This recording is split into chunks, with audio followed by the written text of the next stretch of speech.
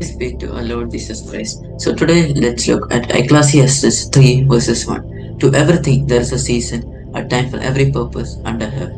So let's look at an example of Abraham and Sarah. We can see in Genesis 17 verses 17, we can see that when God told Abraham that Sarah will bear a child, they doubted and they started laughing. And they said, Sarah, who is 90 years old, bear a child. So they had a doubt. They lost their faith. But we can see that the times when humanly it's impossible, for God everything is possible.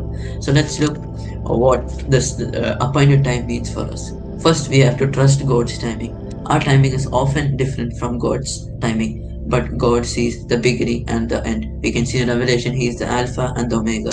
Sometimes the delay is not the denial. So we can see that maybe it's God is maybe preparing you, maybe preparing you for the situation. Then next, we can see we should be faithful in the waiting season. We can see that Joseph served faithfully in the prison.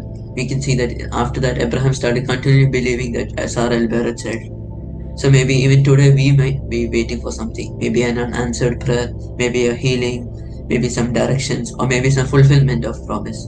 But we can remember that God has not forgotten us. Last, we can conclude by reading Habakkuk 2 verses 3. For the vision waits for an appointed time, but at the end it shall speak, and shall not lie, though it tarry, wait for it, because it will surely come, it will not tarry. Thank you, and may God bless.